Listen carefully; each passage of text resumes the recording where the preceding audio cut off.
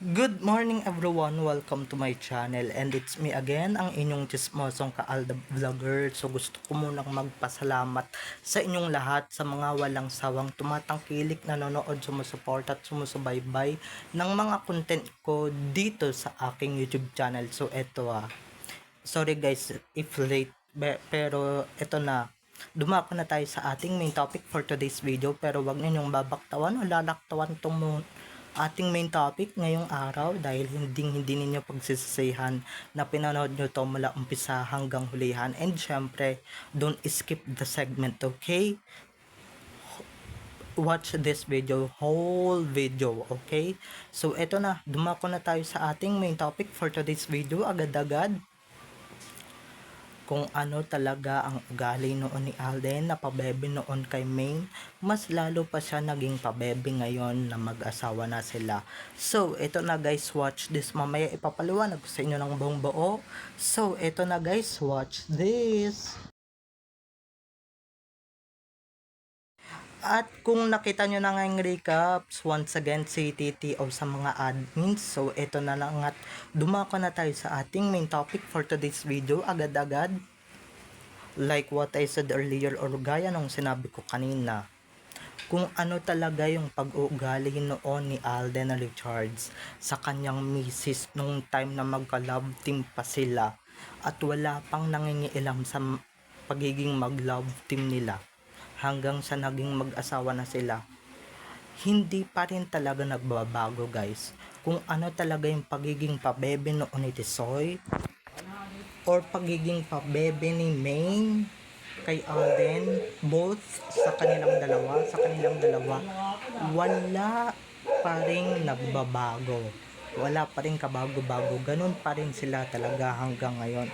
Natural lang yun sa mag-asawa pero natural lang din yun sa mag-asawa. Pero guys, hindi nangangahulugang hindi sila matured, okay?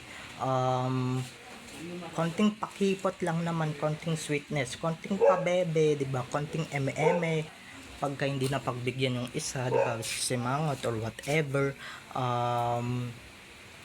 'Di ba? Ganoon naman talaga dapat sa mag-asawa. Hindi kailangan ng seryosohan or seryoso, 'di ba?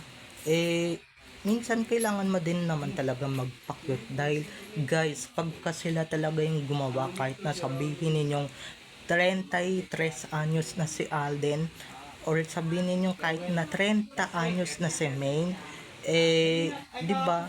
Would have thought, guys, would have thought na ganung levels na sila, nasa 30 plus na sila, pero or nasa 30s pa lang si May, nasa 30 plus na si Alden.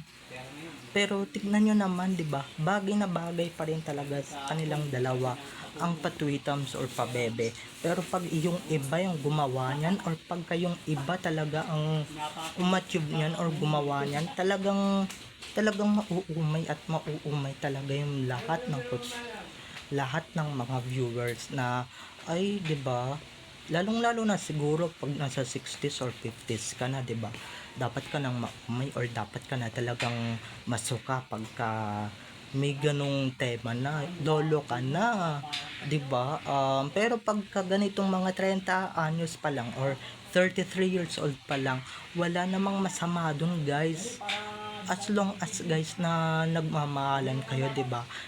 Hindi naman masama doon. Kaysa naman yung iba diyan, 'di ba? Yung iba diyan talagang todo inarte, todo pasuyo, 'di ba? Todo todo effort na ngayon gayon hindi pa rin pinapansin, pero or todo effort na ngayon partner para masuyo yung partner niya, pero 'di ba yung isa hindi man lang na-appreciate. Hindi ko nilalat yung ibang mag-aasawa, pero eto na nga, 'di ba? Yung iba yung tinatawag diyan sa aldab pabebe, 'di ba? Pabebe, gusto lang makaano ganyan, ganito. Pero yung iba diyan ang todo ang tawag diyan sa iba talagang pag-iinarte o talagang pag todo todo inarte or talagang nagpapasuyo lang talaga ng bonggang bongga, 'di ba? Pero kahit ano namang try nila, kahit ano man namang gawin nila, wala din naman talaga, di ba? Sila pa naman yung todo inarte, pero di ba, kahit nasabihin ninyo or di ba, may binabagayan din naman yung pabebe. Pero guys, ngayon sa panahon ng mga pinsan ko, kapatid ko, wala pa ako nakikita guys na isang teen star or isang susunod sa yapak ng Aldab. Napakalayo pa, magbibilang pa tayo ng ilang taon or pagka nagkaanak na tayo or whatever, di ba? O pagka nagkapamilya na ako, magkakaroon na ulit ng second generation ng Aldab. Pero napakalayo pa nun mga ka-Aldab Nation, di ba? Tignan ninyo, sila lang talaga yung bagay na magpabebe.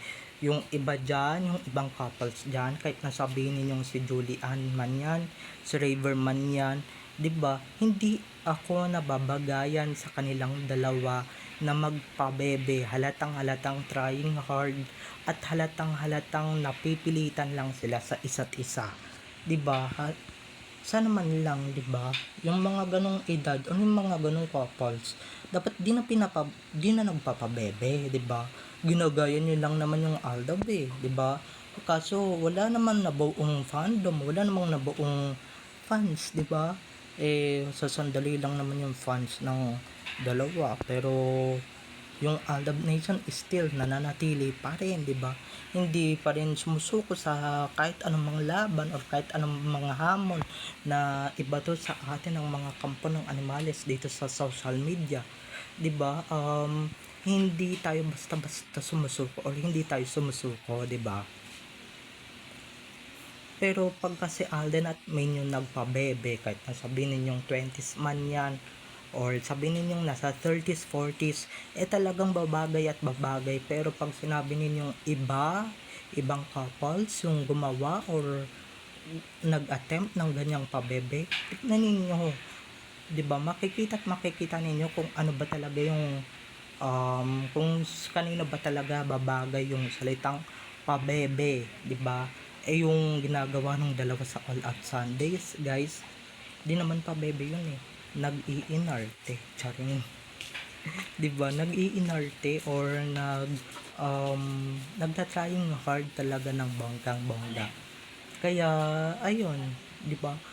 Medyo nagfi-feeling na or halata naman din talaga sa edad nila na pabebe sila or nag-iinarte sila, 'di ba? Ginagawa lang naman nila just for the camera, pero yung dalawa hindi lang pang camera, pang off cam nila ginagawa yung pagpapabebe nila. O kayo na yung tapatan yon, di ba? Hindi ba? Hindi. So, wag kayong magyabang at wag kayong mag-alala, di ba? Kahit nasisakang, gawin niya yan. Trying hard, di ba? Yung pakit niya, pakit na parang mayabang di ba? Kahit nagawin pa yan ni SL, di ba? Halatang trying hard. So, wag ninyong achievein talaga na kayo talaga ang nagkukunwaring main. Kasi nga, 'di ba? Hindi ninyo mahihigitan yung na-achieve ni main sa loob man lang ng 2 years niya sa show business or sa mga na-achieve niya sa showbiz. Hindi niyo maaabot 'yan, 'di ba? Kahit na makailang acting award kayo, makailan man kayong projects, 'di ba? Makailan man kayong pelikula, hindi niyo maaabot 'yan. Or sige na nga, meron nga kayong pelikula pero si SL ba nakapag pa-blockbuster na ba ng movie? 'Di ba? Wala akong nababalitaan. Buti pa si KB nung katambal niya si Daniel Padilla, 'di ba? Nagkakaroon siya ng blockbuster movie. Pero nung nagsolo siya, wala nga, 'di ba? So, babay na mga ka-ADN. I love you all. Have a nice day. Keep safe and God bless. Don't forget to subscribe to my YouTube channel, and syempre, huwag ninyong kalimutan na i-click ang notification bell para sa ganon ma-notified kayo sa mga susunod ko pang i-upload na mga videos tungkol kina Main at Alden, and syempre tungkol sa kanilang mga buhay-buhay inside or outside man yan sa showbiz, and syempre sa mga gulo at issue na lumalaganap about sa kanila. Bye bye na mga ka-ADN. Happy Friday everyone. Bye bye. At kahit na gawin niya ng ibang couples, guys, kahit na sabihin mong artista pa sila, nakikita sila sa camera, halatang nagtatry hard, di ba? Unlike Alden and Maine, hindi na halata or hindi talaga halata na napipilitan sila, 'di ba? Kasi guys, hindi naman talaga pilit yung sweetness nila, talagang lumalabas lang talaga 'yan, genuine 'yan, hindi katulad ng iba diyan na couples na kagaya nila Mangga, 'di ba? Na tinutokso pa ng barkada bago pa may kiligin or bago kiligin yung mga tao, tinutokso pa ng barkada ng mga co-host nila sa show, 'di ba? Sina Alden at Min, hindi mo kailangan tuksohin or hindi kailangan tuksohin ng mga host yan para gawin nila yung sweetness nila, 'di ba?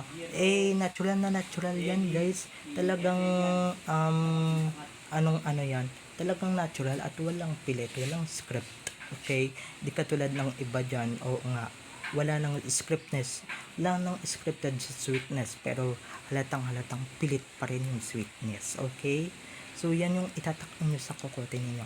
So bye bye na mga ka-idea, na enjoy watching everyone, bye bye.